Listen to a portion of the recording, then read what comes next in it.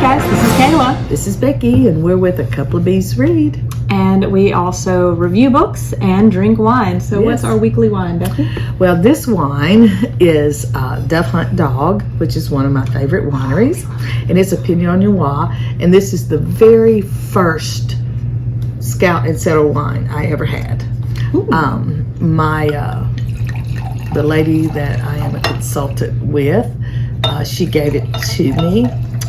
And it just kind of started everything, because I love the red wines are my favorites, and Cabernet Sauvignon is my favorite, and Pinot Noir is probably my second favorite wine. It smells so good. I love this wine. Yeah, I see why it's what made you want to sell this. It really is. It's a fresh, crisp, but yet, I mean, it's bold, but it's not overpowering. Right. And if you taste it, you're going to taste. Is there apple in this? There's strawberry. Oh, okay, I taste the strawberry. Cherry, and some like a little red plum taste. I think it's the plum that you think That's probably right to it. So, but it is. It's just a wonderful wine. It's a reasonably priced wine. It came in my Scout and Cellar circle, my Scout circle this past month, and I would encourage anybody that loves wine. I like Scout circle because I chose the one where I get a mix of red and white, because I do like white wine at times, and I like to be surprised, and I never know which one's coming. And I've got a couple of bottles in there that I've never tried before, and I'm really looking forward to those. But this one came, and I'm like, I think I would like this again. But like I said, this is the one that really sold me on the Scout and Cellar clean crafted wines. And the Duff Hunt Dog is just so cute, I mean, it says, their motto is, we've based it on the celebration of things that mean the most to us in life, like the people we love the most, that, our companion that walks by our side, talking about the little pups and things, and,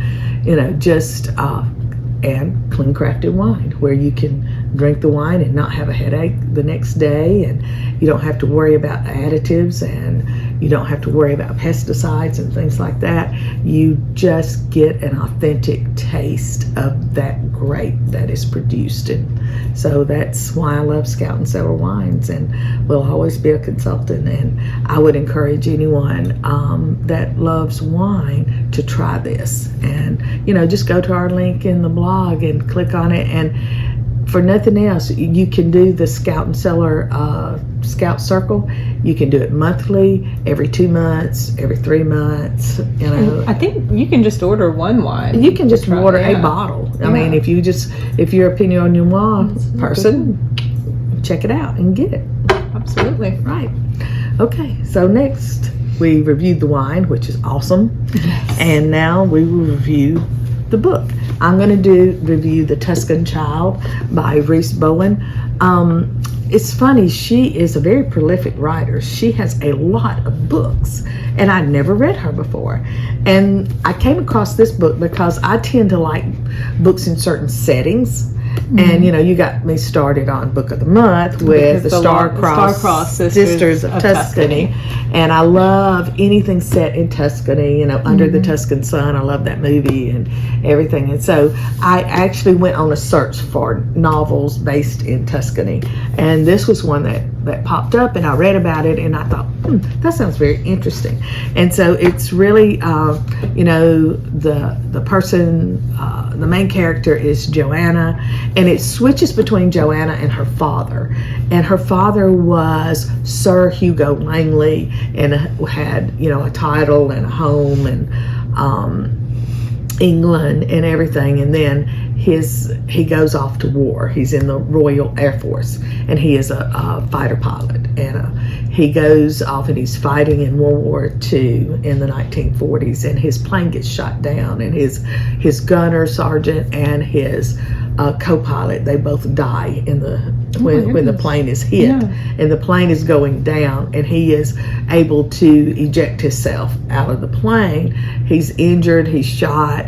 It's in December. It's in Tuscan, Italy. It's Lucca, Italy, and it's right outside of there in this real small town called San Salvador.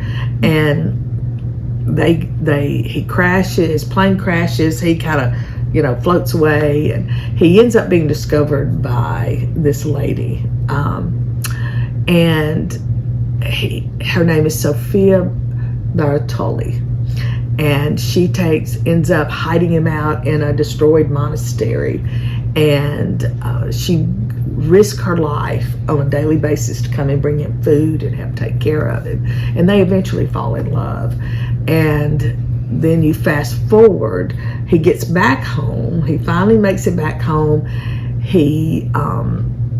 He's rescued by the Americans. The Allies come through there, and they run off the Germans and everything. And he's sent home, and he's recuperating. But then when he gets back to Langley Hall, he finds out that his father died 2 months prior, and he's inherited the title and the home.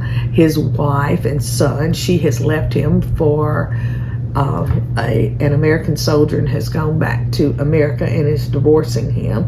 So he gets home, and it's like everything's falling apart. Right. Well, he turns out I don't know the legal system in England or anything. So, but somehow when his father passes away, he's in debt, and he ends up having to sell the family ancestral home. And he's an artist, and he works as an art teacher there, and it becomes a school for young ladies, kind of thing. And he lives in the guard shack out front, him and his daughter. Eventually, and he ends up actually, I shouldn't tell you who he marries. He ends up getting married again, and in the process, we're 20 years. Then we fast forward like 30 years into the 70s, and Joanna, we pick her up, and she's working in a lawyer's office, and she's going to study. She is studying and going to take the bar and become. Sorry, nasty cold again. But anyway, it goes back and forth, and she ends up, her father dies, and she finds a letter to this Sophia Bartoli, and she'd never known anything about it. And there was this little box, and it had these trinkets in it, and she's like, why did he keep this? I didn't know anything. So she goes, she travels to the little town. She ends up meeting the people there, falling in love with the area. She does find out a lot of secrets, about her dad and everything, and then ends up, her life changes with things that he had left, and the things that he had left behind really end up changing her life. And she meets a young man, and they end up falling in love, and it's like a happily ever after kind of thing, and which I like my stories to be happily ever after. In my opinion, we have enough grief and everything else in our life, and hardship and stress. When I end a novel, I want to know that my hero she's doing well, or he's doing well. But it was a great read. I definitely give it 5 stars. It was an easy read. I read it in a couple of days, and it sold over 1 million copies. So, around the world. So definitely a great book. Awesome. Well, if you haven't read, if you're not one of the 1 million people who've read The Tuscan Child, right, definitely check this one out. And like I said, she's a great author. She's won the Agatha Christie Award, the Reviewer's Choice Award, and a lot of other awards for some of her other stories. So she was born in England. She now lives between California and Arizona. And as I said, she has a lot of books, and I will definitely be reading more of her books. I want to get the book Murphy's Law that she won the Agatha Christie Award on. So I definitely want And that's to a get that. series. Yeah, it is a series. I love a good series, so I want to get that. But again, 5 stars.